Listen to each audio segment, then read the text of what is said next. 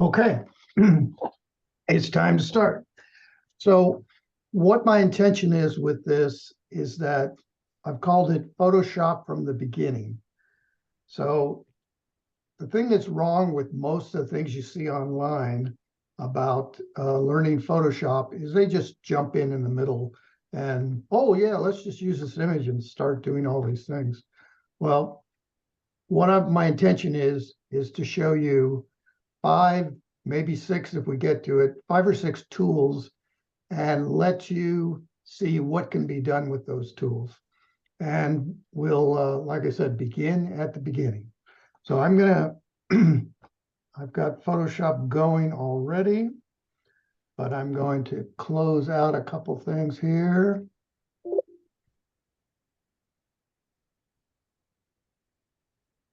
And I'll start that in a second. Okay. All right, I'm going to share my screen and we'll begin at the beginning. So Jeff, you'll recognize this image. This is your geese. Yes. And I'm just using that as a starting image. You can use any image you want and you'll learn something from what's going on, but you need to have an image open in order to see all of the tools and to see all the possibilities that you have. Oops. So we're going to start with something as simple as the move tool. But before we do that, what we always do before we begin any Photoshop project is I right click on the thumbnail over here in the layers panel. And this layers panel should be there when you open up Photoshop. If it is not, you go to Window up at the top and you come down and you find layers and you click on it. And that will give you Do a, you have to be at Matt's house? you have to be what? I'm sorry. What day? Say that one more time. Pat, were you asking a question? I think that was an offline conversation. Okay. All right. So you want to have your layers panel open over here. I always have these other elements, character, paragraph, libraries. Those are other things that, but you can ignore those for now. The only thing we're going to really be interested in is layers. So I'm going to right click on this image and I'm just going to say duplicate layer. And so we duplicated the background. And you can double click on it and name it something if you want to, but I'm not worried about that tonight. And if you can see the bottom image, it says background and has a lock on it. And because it has a lock on it, and I'll just show you actually, because it has a lock on it, I'll go to that layer. If I wanted to move something, it's not going to let me move anything. Cannot move with this. So that's, if you want to leave it or you want to unlock it, you just double click on it and it goes away. It says, do you want to do that? Yes. Okay, so let's go to the background copy. And I'm going to turn off the original copy.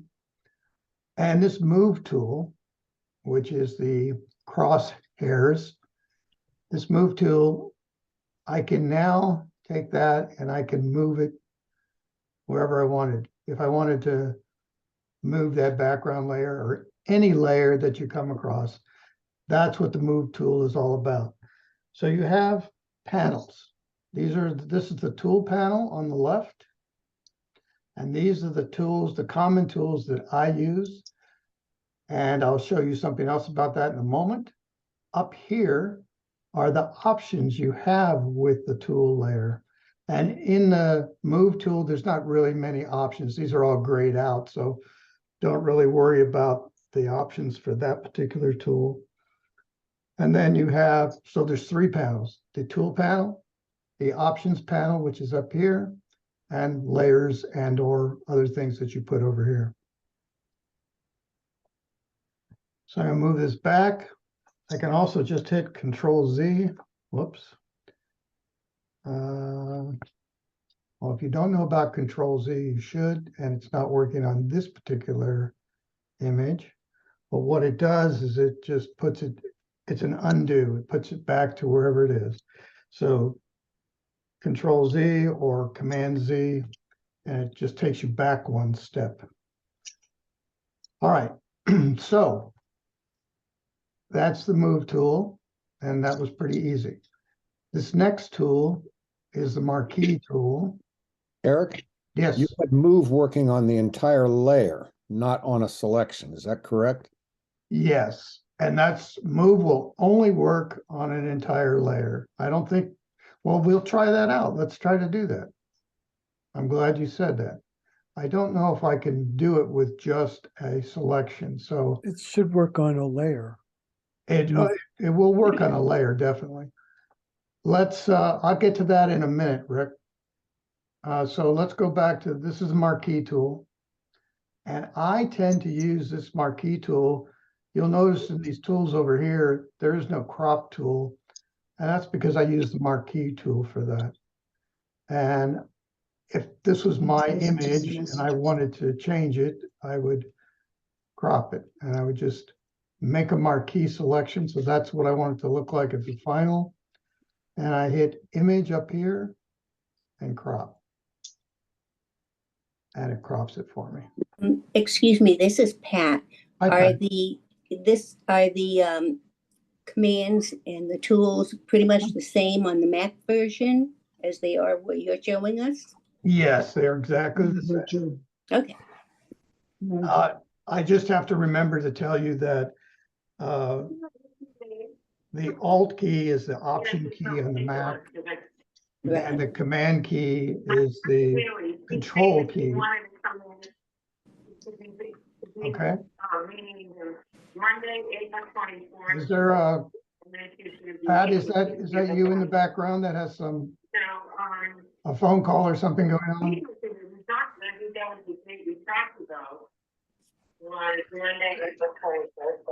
Somebody has a phone call going on in the background. There we go. Okay.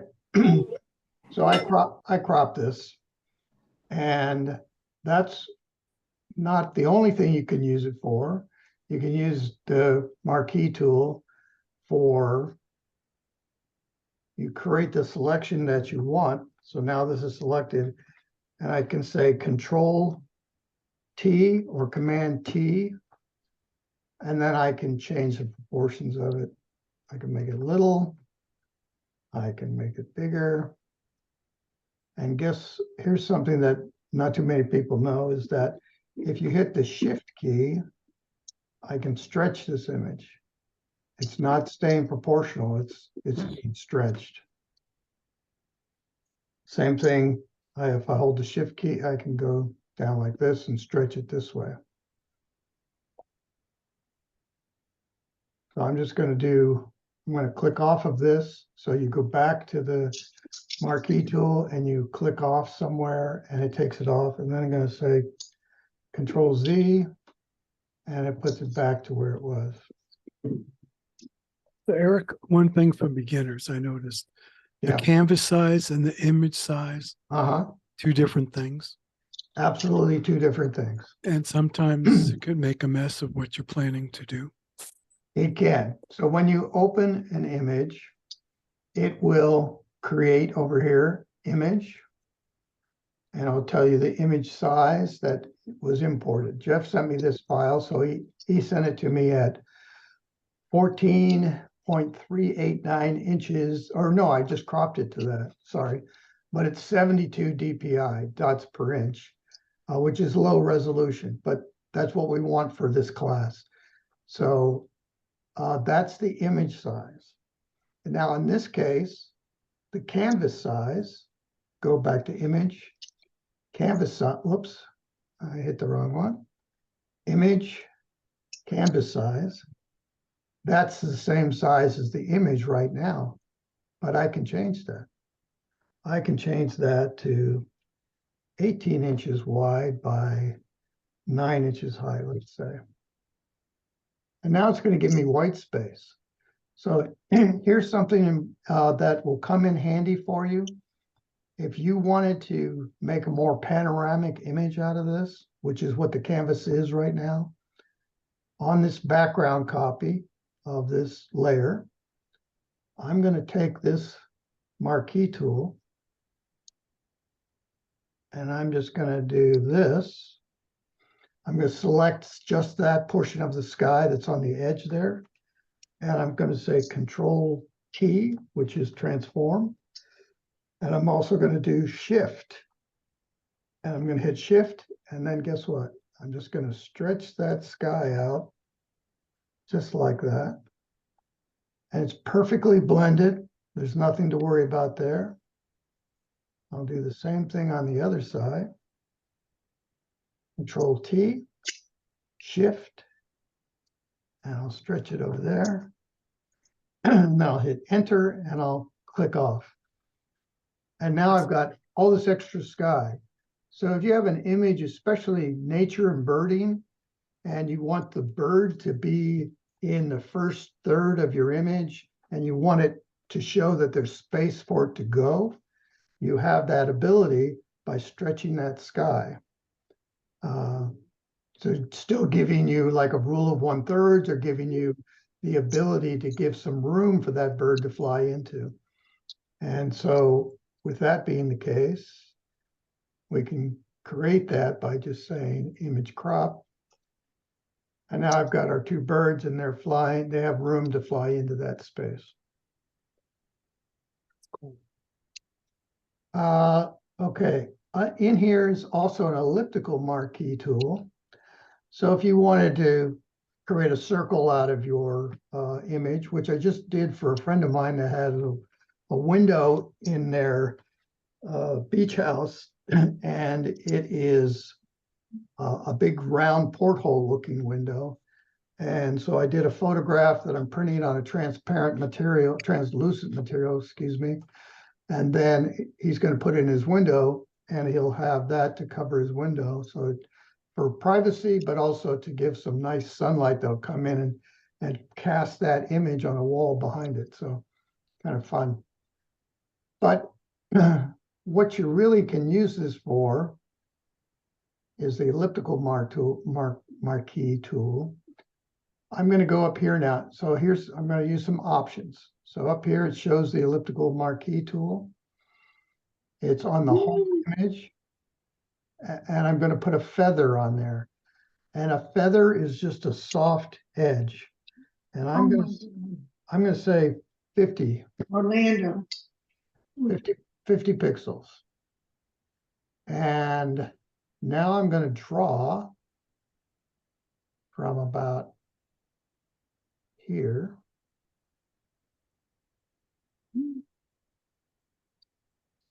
And now you can see that I've got an ellipse around this, but what I'm getting at is I want to be able to create, as Bernie likes to do, vignettes. So I can create a vignette with this I made this elliptical tool. I go up to Select, Inverse. And now the birds are not selected. The sky around it is selected. And then I'm going to go up here to Image. And I'm going to go to Adjustments, Brightness and Contrast. And all I'm going to do is reduce the brightness. So I'm creating a vignette around this. And I can say, okay. And then when I click off, That's cool. it's got a soft vignette around it. There's also a tool in Lightroom, which is the same tool in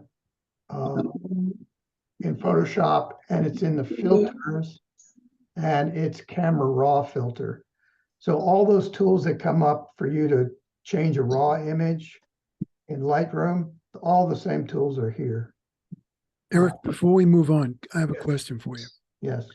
On the elliptical marquee, Yep. I try to use that on cars to create the effect of a spinning wheel. Yes. However, I can never figure out where the circle is going to start and finish, right? and how to have be a real circle. Okay. That's in your Frustrating, isn't it? filters, and I can show that to you. I'll show that to you offline, Jeff. Okay. Either you can stay after this class, I'll show it to you, or we'll Okay. do it.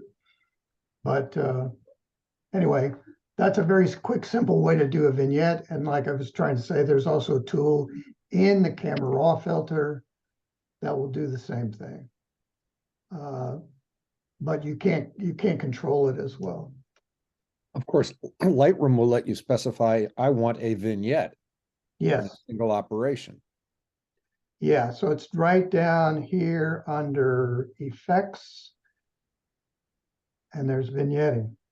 And in vignetting, it's pretty much chose pretty close to what I did. But I can make a nice dark vignette if I want to, or I can even go the other way and lighten it up. And I have used this lightened up version. It's rare that you would want to use this, but I have used that before. And you should ignore the grain. That you don't want to add grain to a photograph. So, all right. We'll go back here. So those are the two tools that are under this marquee area, and they're very handy. I'm going to show you all the things that you're going to use most often, and that's the reason we're looking at these. This is the polygon lasso tool, and there's also just a plain lasso tool. And you'll see people online that are teaching Photoshop, they sometimes use the just the plain lasso tool, and they'll just make a selection around something like this.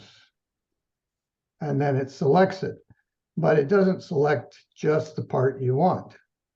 So I'm going to show you, click off of that, then I'm going to show you the hard way, and then I'm going to show you the easy way. So this is the hard way, and this is Jeff's geese, and I'm sure they're much better resolution in his original file. And then what you need to do with this, and this is the only tool that Photoshop used to have, is that I'm going to have a look at my options up here. My feather is 0. I'm going to change that to 1, just 1 pixel, which is not very much, but it allows you to blend things easily. So I'm going to take this, and I'm not going to bother to do this perfectly, but if it was doing it for an image that was going to go in a competition, or I was going to print or something, I would do it perfectly. And I would go all around all these little spots. I would say that's so 20th century. Yeah, it is. It's the only thing that was available until about a year and a half ago. Yeah, that's why I didn't use Photoshop. So now they have an AI-driven selection tool. Anyway, I'm just gonna finish this quickly so you can get the idea. I still use this occasionally when I can't get something selected as perfectly as I would like. And I blow it way up, and I click on it and do it something like this. But what you can do now is I can right click and I can layer via copy. So now you can see a new layer showed up all by itself over there. And I am on that layer, and I'm going to grab the move tool.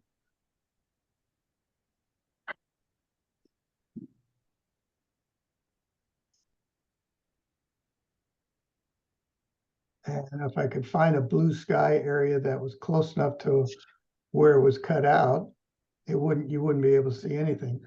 But if I cut it out perfectly, as I usually would, then you wouldn't see any of this lighter blue around there. So Can now you cheat by using a blend mode? you could, but it's gonna take this, and these are gonna be considered highlights. So blend mode's gonna get rid of some of these, but it's also gonna get rid of some of these in the bird itself and on the tips of the wings. So it's not, blend mode's not a perfect use for that, but I will cover blend mode in about 3 more sessions, so. Because I think it's very valuable. Okay, so that gave me that. Now I'm gonna go back and I'm gonna do some Control Z's here. And I'm gonna go back to one more time. And we had asked, can I move a selection? Did you ask that, Rick? Sort of. Okay. So I got the move tool and I'm gonna see if it'll let me move this selection. Well, it will, but I'd much rather replicate it. But yes, you can move the selection, but it's gonna leave a hole. And then what you need to do is you would need to do a content aware fill on this and it would fix it. But so the short answer is if you don't have a background in it, yes, you can move it. Okay. So that was showing that magnetic lasso. This is not a good image for this, but let's try it. And what the magnetic lasso is, it says, okay, I see that this is a dark edge here and there's a light edge here. So I'm going to assume that you want to make a selection along that edge. So you just start there and it is doing all this, except I'm just dragging it around the edge of the bird's wing. It didn't like the tips of the wings, by the way. So if you have something that's not as detailed as this, you can just use the magnetic lasso and you don't have to be very precise. It will find those dark areas for your selection. And then you just click on when you get to the end, you just click on it and it says, okay, I selected all that. Were you clicking a button at each of those little tracking points or was it generating them itself? It generates all those points itself. I just drag it. And you have to drag it fairly close to that. So typically I would probably make it much bigger when I did it. So I'm going to go back to the classic marquee tool and click off and get rid of that. So I'm just trying to show you what these are common tools and could be used for things. So here's the best tool Photoshop has right here. This is a quick selection tool. So when I click on the quick selection tool, up here in the options, it has things for, that's the selection tool, plus, which means you can add more things to the selection tool. Minus is you can take things away from the selection you created. But the most important element here is select subject. You click on select subject and it starts thinking, and guess what? It found those birds by themselves. So this is the easy part that I was talking about. It found those birds. Not only did it find the birds, it also found the tips of the feathers. It did a really nice job of it. Now, if you zoom in really quite a distance, you'll see that maybe there's a tiny bit of blue there that you could fix, but it gets rid of those halos around the birds. Got rid of all that. It missed one wingtip there. So if It you looks like it truncated 3 of the wingtips. It did. It did. So you can see my tool. Can you see that there's a little plus in the center of this cursor? So all I'm going to do is I'm going to hit Alt or Option, and it turns into a minus. And let's make that bigger so everybody can see it. Oh, the plus symbol's still tiny, but okay. I'm going to go down very small in size. So all I did here, by the way, I'm sorry, is that on the options, this is the size of your cursor. And you can add to the selection or delete from the selection. And Rick pointed out, we're missing some wingtips, so we're gonna add to the selection. But those are pretty tiny, so I'm gonna go down here to like 2 pixels. And now, inside of this little dot, my cursor, I'm gonna click off of here so we don't have to look at it, but inside my little cursor, there's a plus sign that you can't see. I can barely see it. And all I'm gonna do is I'm gonna paint or draw up a little bit and pick up all those wingtips. And on this one, I'm just gonna click on it. And the other thing I might do is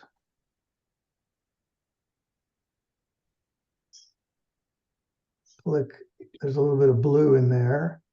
And okay, I put a minus, I hit Alt, which is minus, and it took a little bit out of the selection right there. So now my birds are selected. I can right click and I can layer via copy. And now I've got these birds and I've only got the birds. So now there are 4 birds in this formation. And Jeff, you were talking about, okay, I've got this selection. And if you just wanted them in silhouette. Okay, so the thing I was talking about is when you went to the wingtip, when Yeah, I selected the bird, yep, the blue sky in between the yep, feathers at the wingtip wasn't done well. right. And then, yeah, and then what I would do with this, you can shrink the one you just took, shrink that selection so they don't look like duplicates. And then you have four birds in formation. Oh, make them all the same bird, you mean? No. So in the layer 1, Yeah, you could transform that down in size so it looks like yeah, the birds are behind it. okay. There you go. Control T, and we'll put them back there. Yeah. Yeah, It's pretty cool. and let's go to your question though about the little blue in between there. Yeah, the wingtips, that was the Yeah. hard part. And this would be a lot easier in the high resolution version. Yes, But this is where your polygon lasso tool comes in handy. It can go very small. So in this case, I would want up in the options, I would want 0 feather. I would want no feather. And I would come here and I go right along this edge.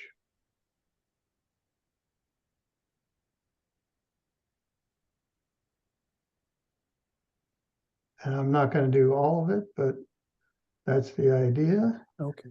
And if it doesn't, I just clicked on it to try to make a selection, but it didn't. Oh, there it There it goes. goes. And then you just hit, I have to be on the correct layer, actually. This is the original layer, so it's going to make a hole there, Jeff. But anyway, Okay. I'm going to come down to, but that's where that comes in handy. It'll take Right. the blue out of there. And the other way you can do it, if you wanted to, you could select that color and change it to the same color as the background. So let me go back. So what I would do, let's go back to the other layer, these birds, and I'm going to make them large, the ones that are in the background. And now you can see actually the pixel grid. Yeah. If you go up far enough, which is kind of handy in this case because I'm going to take that lasso tool and I'm going to come down here and I'm just going to pick colors that are not black or dark gray.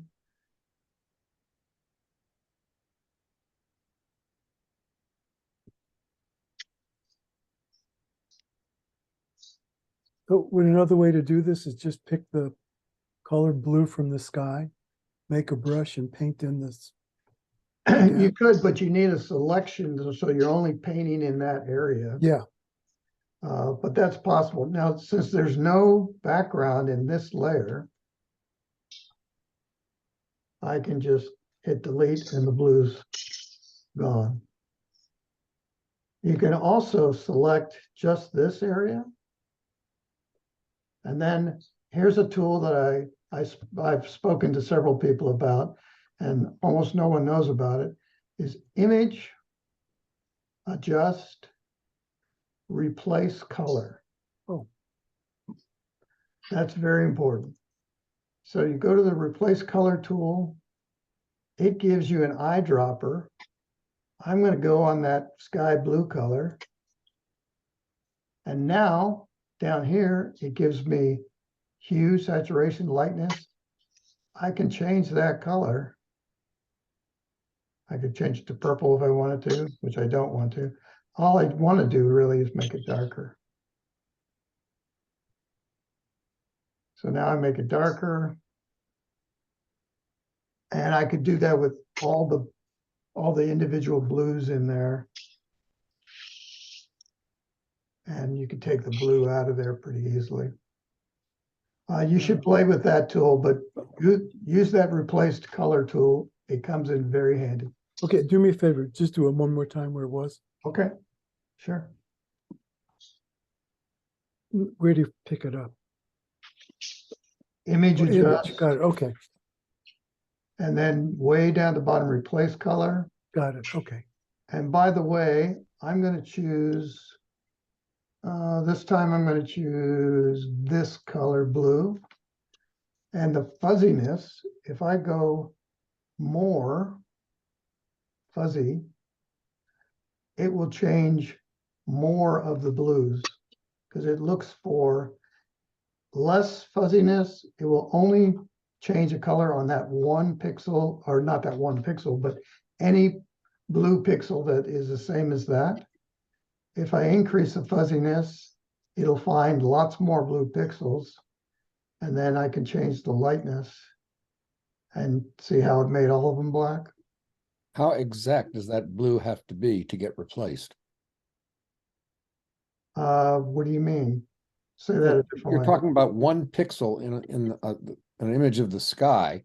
Yep, But if you looked at the thousands of millions of pixels in there, there are hundreds of different colors. yes. That's where you change fuzziness. So you change fuzziness, Oh, fuzziness is talking about how broad a range Tolerant, of yeah. colors. exactly.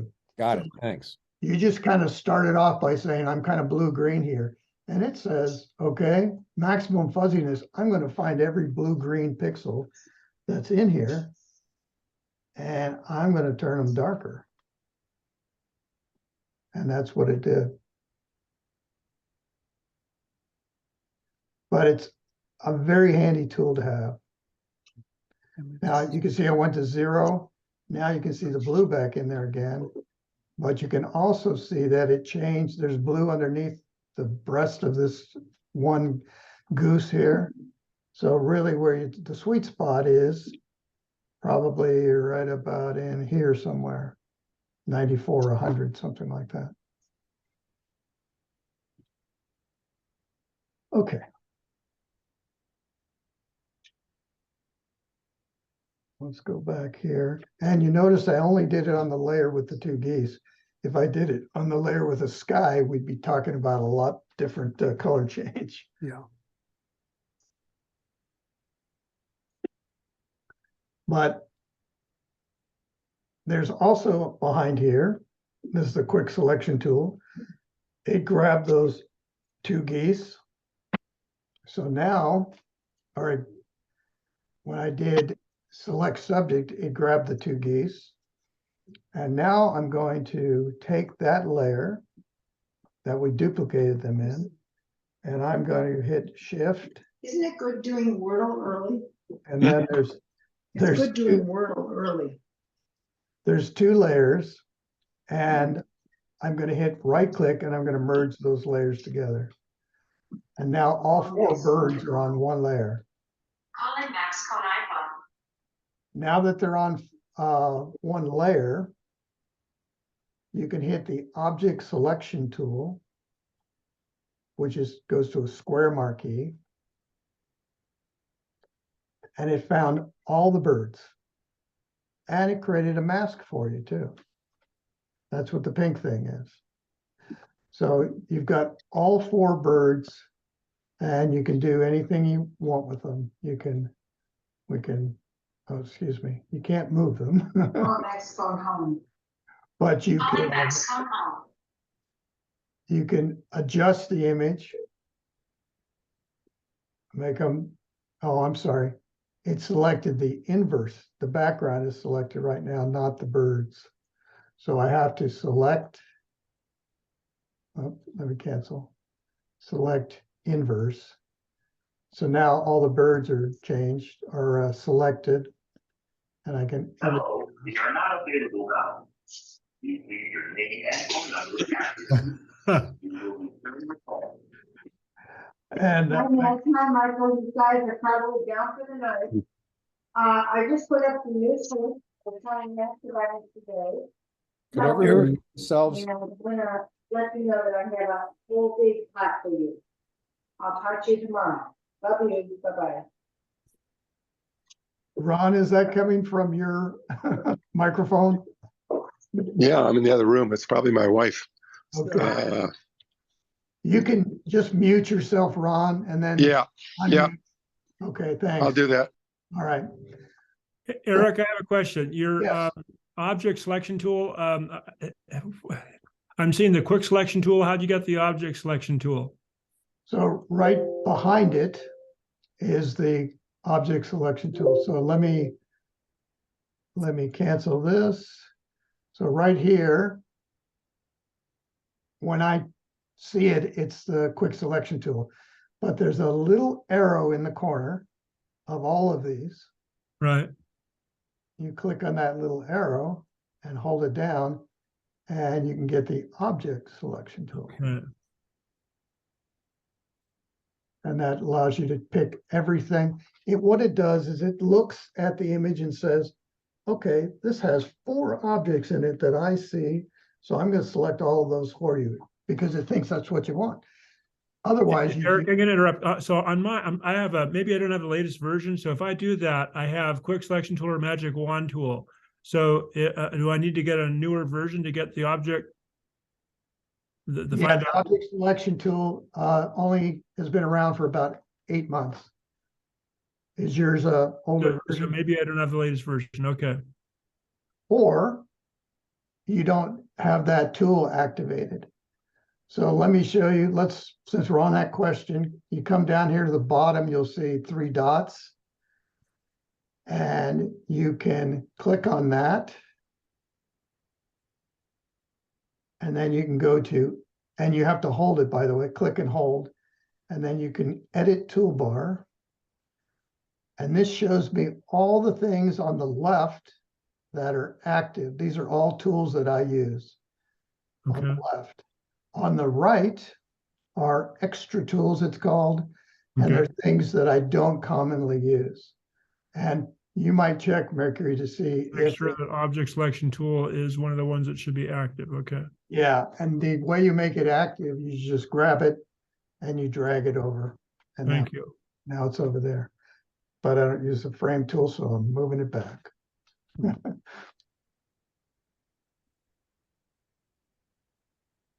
And you can take a look at how my toolbar is set up because it may come in handy if you do more classes to set your toolbar up the same way as I do, so that it'll be easier for you to follow.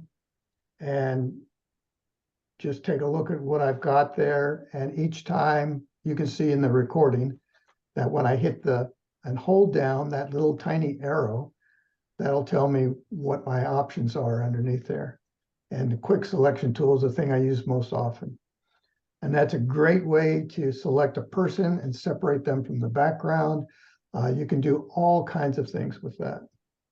And I'll get to that in a second. So let's say we're going to go to the next tool, which is the eyedropper tool. And let's say I really like this blue. And so I'm gonna come up here to this section of the sky with the blue, and I'm just gonna click on it. And now my default color down here, low on the toolbar, is that blue. It's a pretty dark blue. And if I would like, I'm gonna go down here and there's a plus sign in my layers panel. And I'll click on that and that opens a new empty layer. I'm gonna click on my marquee tool. And I'm gonna just draw a little rectangle.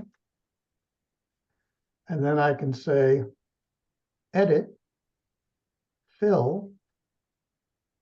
And that's gonna ask me, what do you want to fill it with?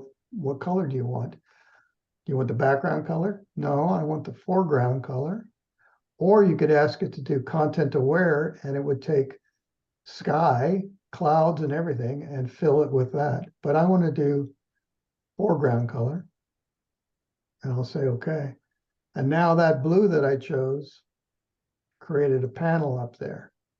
Why would I want to do that? Well, if I wanted to send this to somebody and I wanted to use the type tool and just say, you know, 4 geese flying to you in Canada or something and send it to my friend in Canada. So it just gives you a place to put a caption, a title, whatever you want to do. But the point of showing this tool is that it gives you this color for whatever use you want to use it for. You can fill areas. You can use a brush tool with it. We're not going to get to the brush tool tonight, but it's an important thing to know. And then this little set of 2 arrows, it toggles these. So now my foreground color is white, my background color is blue. Or I click on it again and it's back to the way it was. Typically, this is default at black. And how do I get back to my default? Well, you click on it and it gives you the color picker. And you just drag that little circle back down to the black, which is in this corner. This is 100% black down here. And you can see that because over in the RGB panel here, it says 000. That's what black is. That's not showing. Oh, you can't see that? No, Okay, sorry. Can you see the color picker? there it is. Okay, Okay, just came back. all right. So 0,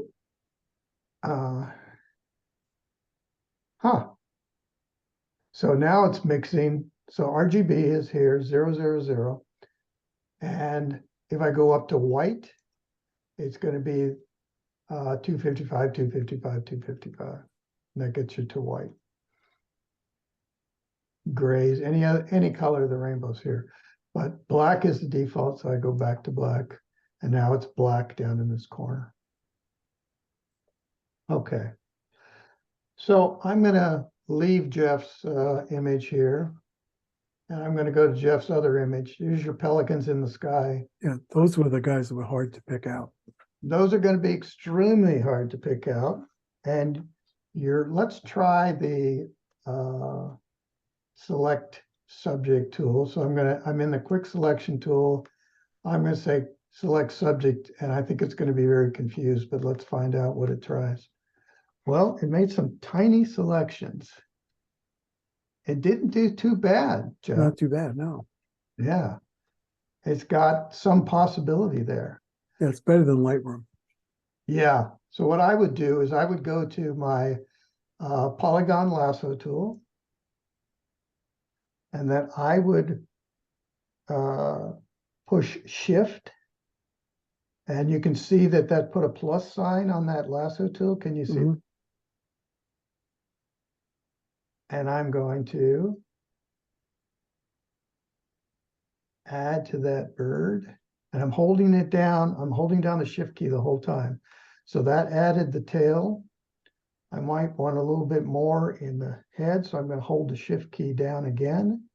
And I'm going to click a few pixels there. And it's really only a few pixels. And then I let it go.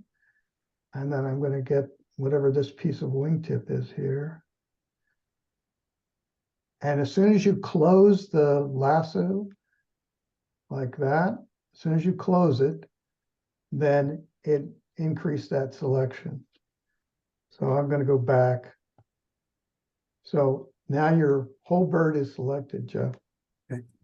And what I would do, because you were talking about trying to make this a really nice silhouette, Yeah, I would do image, adjust, brightness, contrast, and bring that brightness way down, and now it's all black.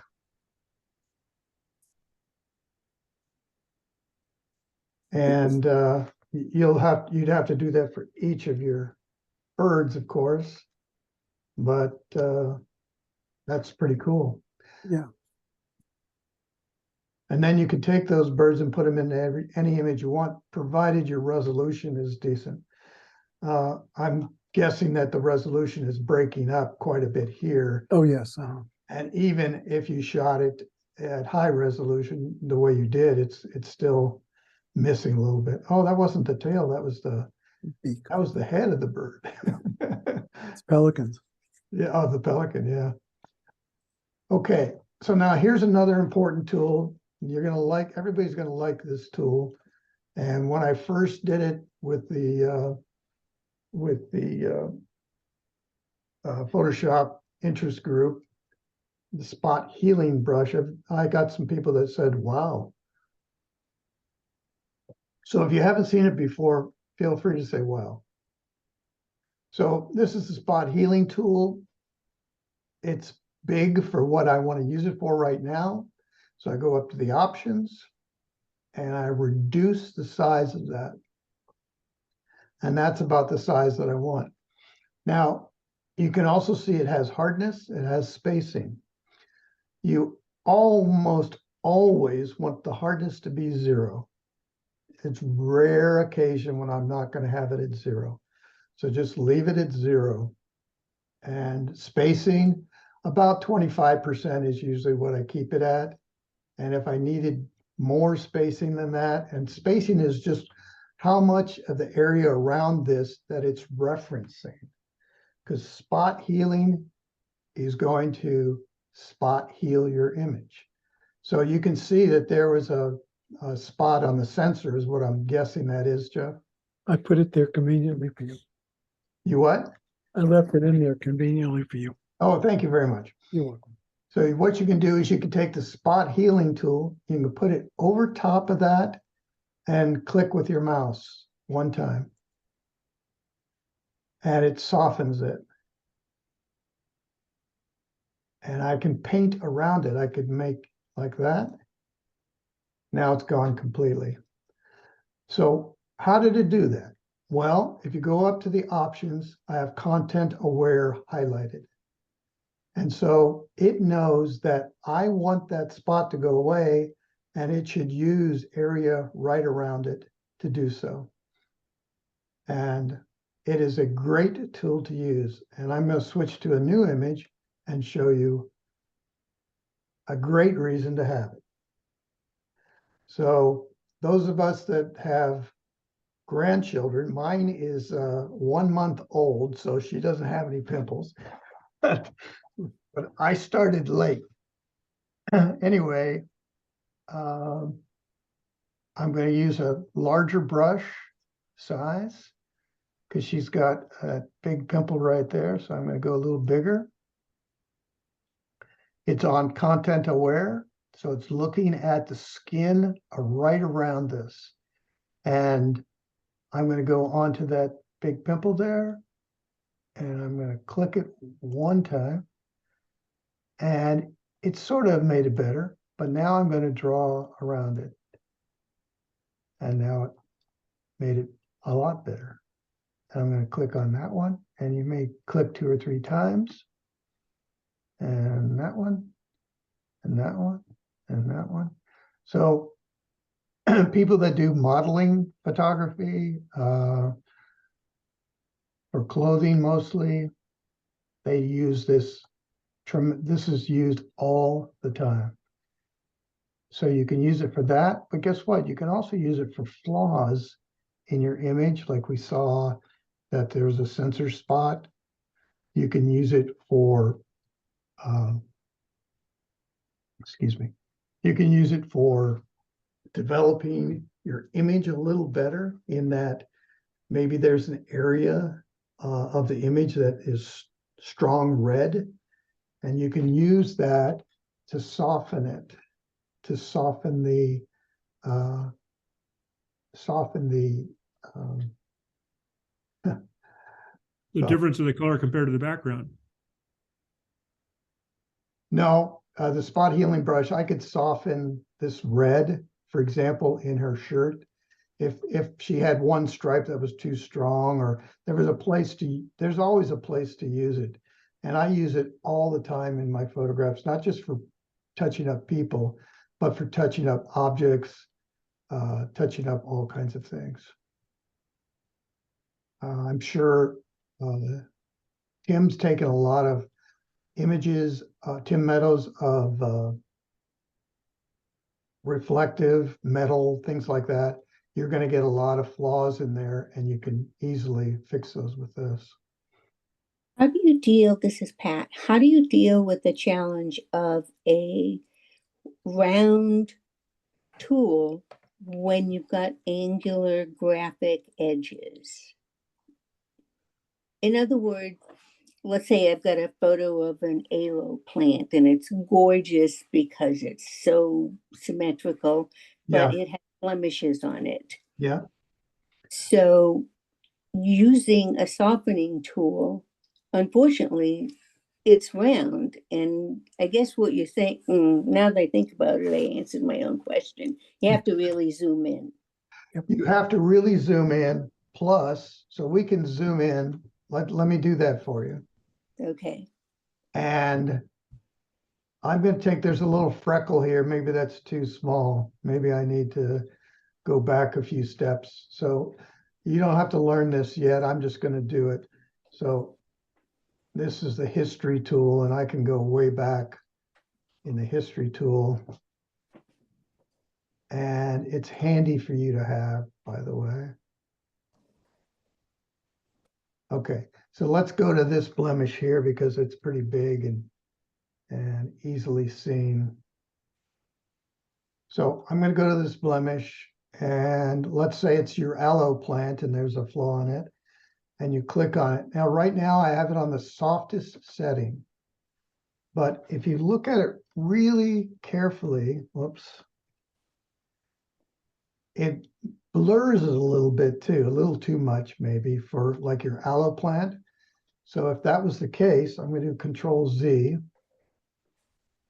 And I'm even going to go back to there. And then I'm going to go up here to my size of my tool. It says 52. And I'm going to increase the hardness. But it's rare that you're going to do that. So I'm going to increase the hardness, and then I'm going to click on it. And that's a little better. It's not so blurry. Now let me show you though. I'm going to do Control Z. If you go too far with that spacing, or excuse me, not the spacing, the hardness, and spacing should be in the 20s. Okay, so I brought the hardness all the way up. And you can't see it maybe, but there's an edge all the way around this. It just made it too hard. And Well, what I see is it's duplicating the very faint lines above that area you just made soft. it did show those because it's picking up those from right there. So if you want to fix those, you need to use the cloning tool, which we're not going to talk about tonight, but I will use it just for the fun of it. Okay. And the cloning tool, and I'll pick up a piece of skin that's rather smooth from right here. And then I'll paint over it. My opacity is down, so I didn't check my options. So, Okay. Thank you. So it's very handy to have this. Now, the other thing that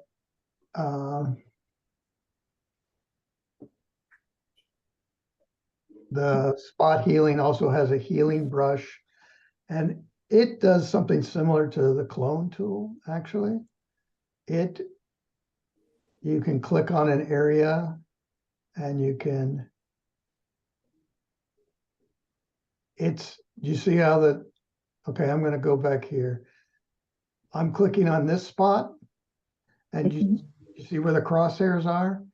That's the area that it's using to copy the skin. Oh.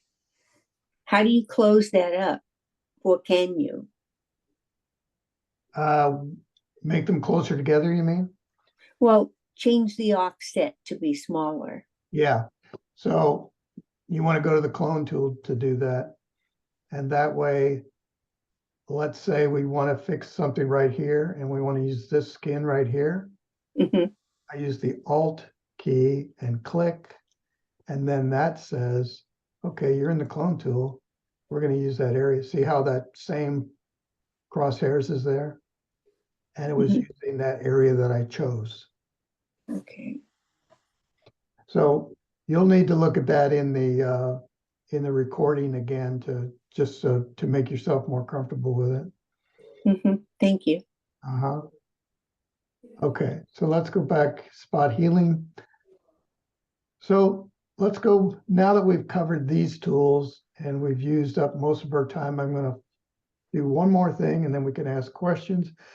And also I want you to think about other things, specific things you want me to cover with other tools in the future, or excuse me, or the same tools. So we're going to go back to our select subject. And as I said, select subject is perfect. I'm sorry, it's the quick selection tool, but that will open the select subject box up here. And I'm going to click select subject because it's perfect for portraits. It does an excellent job of picking people out and it knows what the subject is. In this case, it had a white background, so that wasn't too hard. I just took this image off the web somewhere that I saw. Now I can select the inverse and I can come over here and I can simply hit delete on my keyboard. I'm sorry, I got to get back to my layers panel. I have to turn off my background. So I just double click that and said, okay. And now I've selected the inverse. I've selected all that white area and I can just delete it. Now I can put her on any background I want. And I'm going to do that in a second, but I'm going to show you another way to do this. So I'm going to go back, Control Z twice.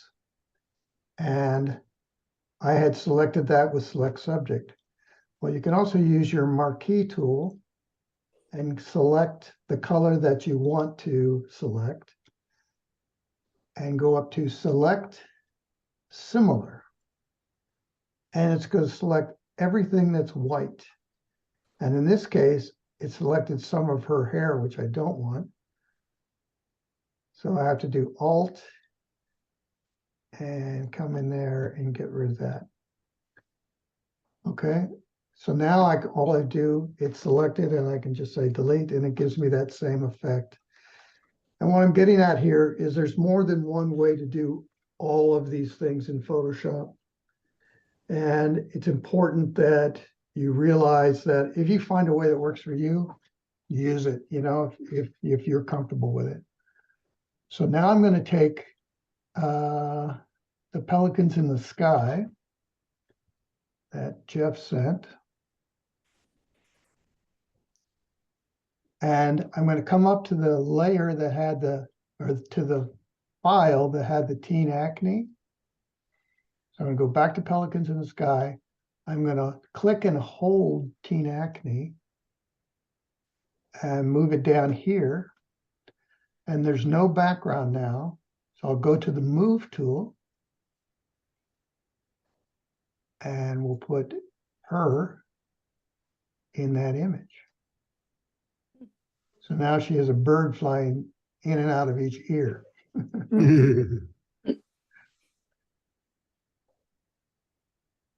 But the key is that I can do Control T. Whoops. I can do Control T. And that selected her. And I can make her fit that image perfectly.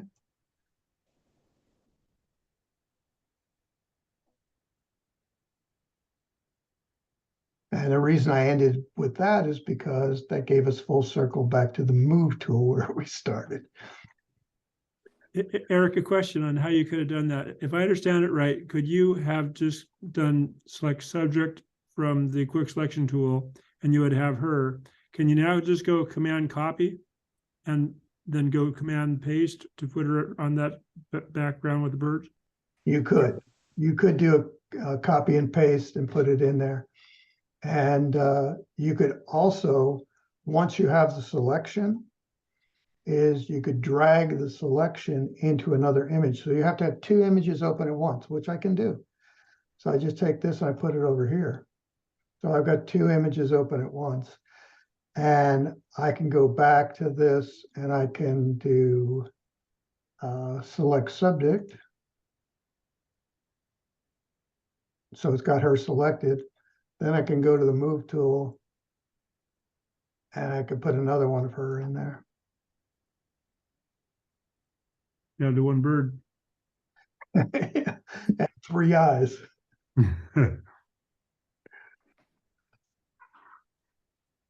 So it gives you lots of options, and I'm just trying to let you explore a little bit. I'm not trying to get too in depth with things because as you use it, you will learn a lot of new ways to do things and a lot of interesting ways to do things. I learn things all the time, especially since they've added so many AI tools, which includes, I call this quick selection tool.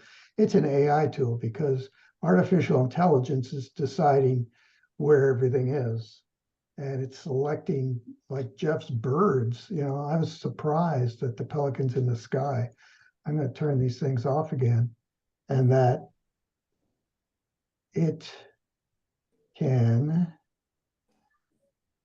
oh, wrong layer. It can select those little tiny birds. And then you just blow them up and select more of them with this tool. You have to hold the select or the shift key down and draw. Come on.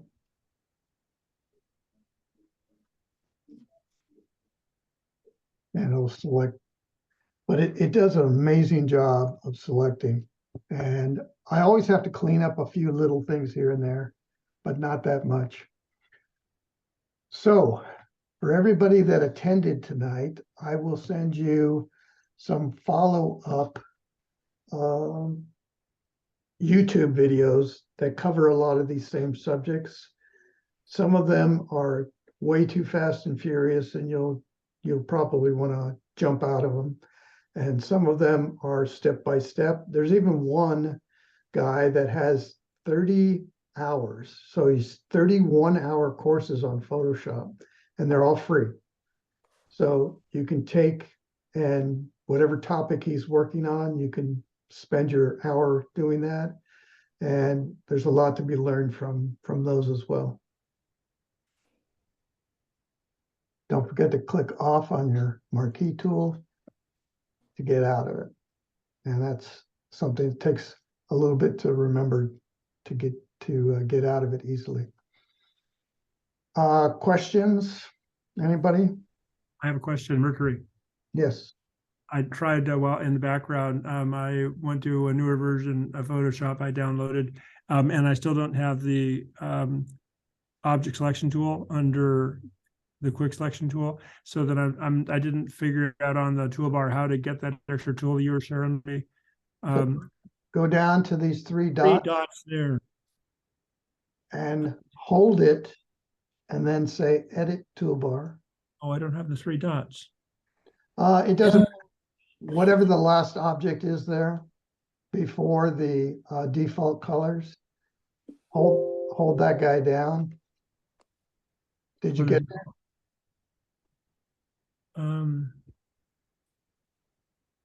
You want me to go back? So yeah, I don't see how to find it. just So is there whatever the section last toolbar?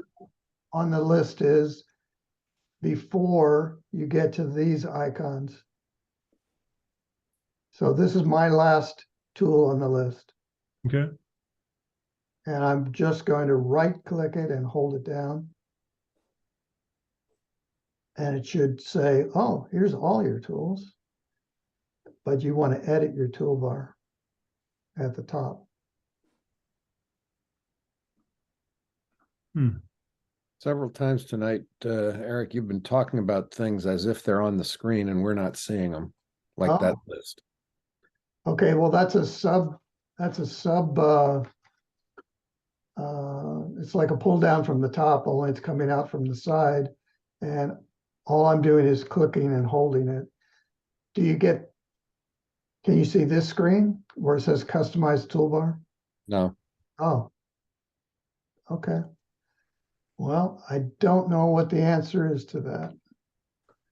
customized toolbar, Maybe I'll Google that and see why. search customized toolbar, okay. You found it? Okay. No, I said that maybe I can just search customized Google toolbar. Yeah. You can. Okay. Does anything come to mind that people want to learn? Hi, Eric. Can I learn all this by only using the Photoshop elements? No. So I better just to subscribe the Photoshop. Yeah, and I think it's $10 a month. Right. Yeah, and it gives you Lightroom, Photoshop, Camera Raw.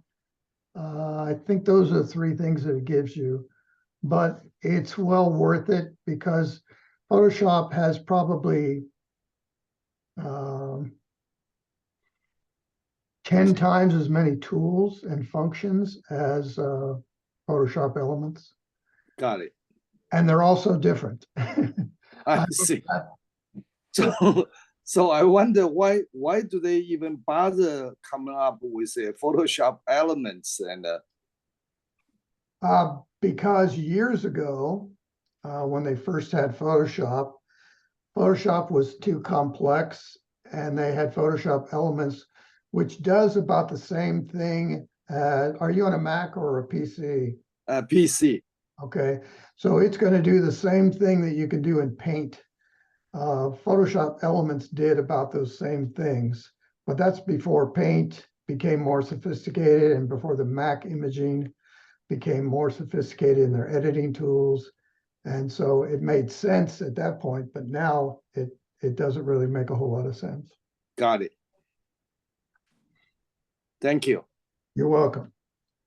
So are there any topics that people want to cover? It can be something very specific to some image that you want to fix and you're having trouble, or just topic areas that you want me to cover.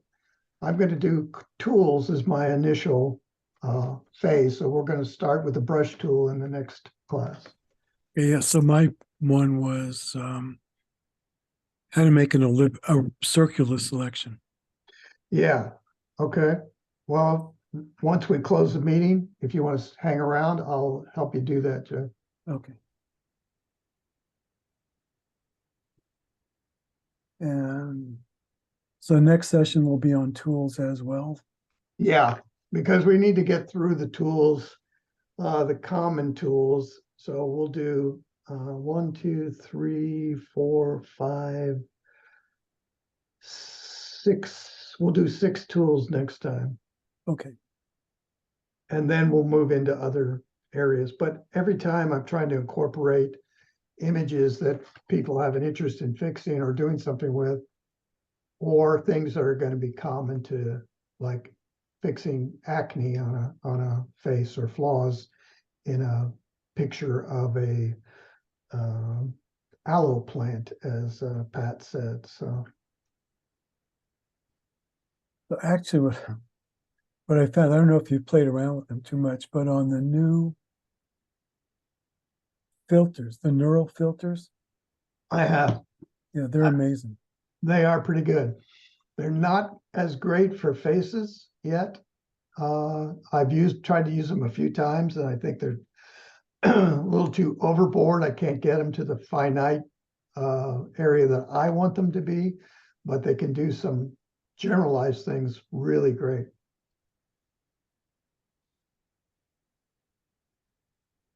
I just did a whole photo directory for a club, and that really saved me an inordinate amount of time. Yeah, I'll bet. Oh boy, Yeah. really was good. All right. If there's no more questions, you can feel free to hang around if you'd like, and I'll answer Jeff's question about making a elliptical, and we'll go from there. And then we'll close out the meeting. But like I said, it's recorded, and I will send to each of you that attended tonight a list of some really good resources on YouTube, on Photoshop. So Thanks a lot, Eric. all right, you're welcome. Take care, Rick. Thank you you very so much. much. You're welcome. Thank you. Great. Thank you for doing this, Eric. Sure. Thank you. Good Next- night. We'll do it again next month. Okay, Okay. I'm looking forward to it. All right. Great. So Jeff, tell Yeah. me, you want to make a perfect circle? Do you want to, what's your task here? What are you trying to do? Okay, so if I take a picture of a car Yeah, and I want it to look like it's moving, so I want the wheels to have a circular spin blur. have I got an image for you? Okay, Let me find that. So I'm gonna get rid of these. you know what? You could even use her eyes. It'd be perfect. The pupil of her eye would work. Oh, okay, sure. I'm gonna get rid of these, Okay, and I'm gonna open by Teen Acne. yeah, All right, so let's take her there you up. go. All right, so what you're looking for in order Elliptical to, marquee. yeah, Uh-huh. so you take the circle marquee. Oh, so I had 50 pixels in there when I did that vignette, and I don't want that now, but Yeah. I do want, let's say 2 pixels. I don't want it to be really hard edge on her eye Oh, yeah, when we swirl it. So here's how my, did you do that? so all I did was take the circular marquee, Yeah, and I started up here in this corner because her pupil would actually be up there. And then I drug it across like that. Now what I'm going to do though is I'm going to take, and I'm going to click Alt, because I want to reduce that selection.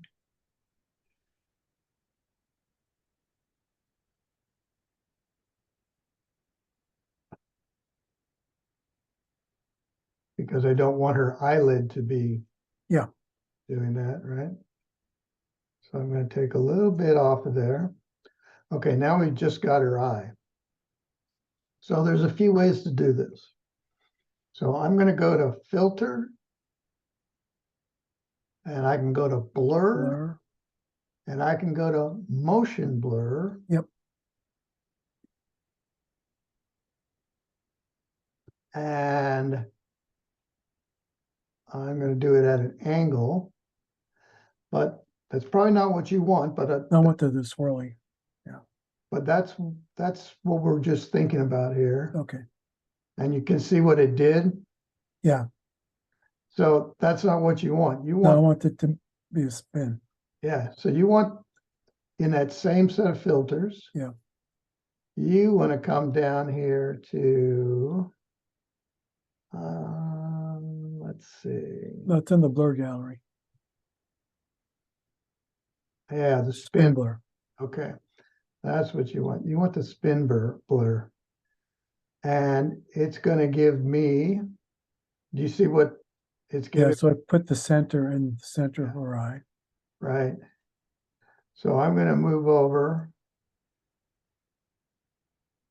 And it spun her eye. I don't know if it's any better than the motion blur, actually. No, it should, okay, just take one of those points and spin it. Yeah, I'm gonna bring it in Yeah, and see if it tightens it up any. well, you hadn't made it spin yet, so you have to turn the outside. Yeah.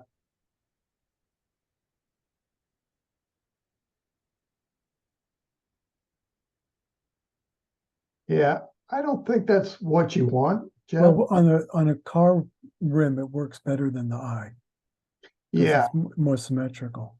But the point I was having was when I put the points down for where to start and end the circle, yeah, it'd either be too small or too big. yeah. I couldn't determine the end boundaries. So, This thing was okay, but the initial one, that one, the pupil, I couldn't get the circle to be where I wanted it to be. yeah, so you can move your center No, point. the spin's okay, that part's okay, and it's the initial circle. Okay. So let's click off of it and go back. Let's see. You just try the other side, make a new one. Okay. Not the filter, I want to click. Yeah, circle. I gotta click off of here and it's, Okay. Oh, let's see. Just click OK. yeah, it's hidden behind the, No, it's right up on top, right above our eye. I know, but it's hidden behind your face right now. Oh, okay. So I had to take, Oh, got it. Okay. yeah, I had to turn you off. Okay. So, let's click off of this. And then I'm gonna go back here to my elliptical. And I'm gonna choose that area again. Okay, so I can't get that. Okay, so you just click the elliptical tool Yeah, and then you just come in just above the part in this case, but It- for the wheel, Yeah. you're gonna know where the top of the wheel is. You'll be able. sure, yeah. So you just take it and Did drag you it. click there? Yeah, Okay, I clicked in this corner and then drug it across. okay, and then when you unclick, that's the other boundary? So I just came up here Yeah, click, and I un- click, and and that's unclick. I'm holding it as I'm dragging across. Yeah, right. And then that's it. And I just Okay, click got on it. And that'll make your wheel go. There's another tool that you may want to use though. Okay, And that's what I'm looking for here.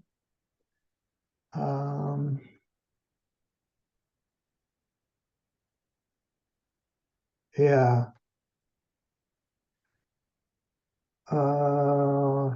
No, that one's No, no. one. I did a Corvette in Times Square Uh-huh. and I blurred it and I blurred the wheels to make it look like it was speeding through quickly. So that's what, if I could find that, and if I still have the Photoshop file, I could show you that. But what I'm looking for though is maybe it's the twirl. Yeah, I think it actually is the twirl. See what I'm doing? Yeah, And then let's say, okay. Yeah, perfect. Okay, so use the twirl, try the twirl. okay. If it gives you the effect you want. And it's trial and error. Yeah. So the last time I did it, I had a truck with 8 sets of wheels. Oh, yeah, Okay, so the first one came out great. yeah, The next one, I couldn't get the thing to work at all. And I didn't know the trick to copy the first one. right. Because if you can just copy the first one, would have pasted on all the rest. Yeah. So see what that twirl does? Yeah, That's a lot. I moved it to the left and it created lots of concentric circles. So yeah, that could work for you. And then you may have to blur it a little bit too. That'd be good and creative. Yeah. Yeah. My zombie girlfriend. Okay, Eric, thank you very much. I appreciate it. All righty. Good luck with that. And I'm going to stop the recording. Okay, I will send the recording and I will send, like I said, some really good, there's some YouTube classes that are pretty good. So, I just started the composite class with Charlie. yeah, how's that? It's pretty good. So the first assignment was he gave us a young lady with tons of flyaway hair. Yeah, yeah, So we had to select her and her hair yeah. and then paste it against And a you know, cloudy sky background. there's a refine hair in the selection tools. Yes. So all I can tell you is I watched him do it. He Okay, gave us 3 videos to watch. yeah, And it took me like an hour to find the same set of tools oh, because it's selection, masking, and yeah, anyway, when you select the refined hair and then you make the mask, I couldn't figure out how to get the red background. right, right. And then when I ended up, I got a mask, and it just covered up the original image.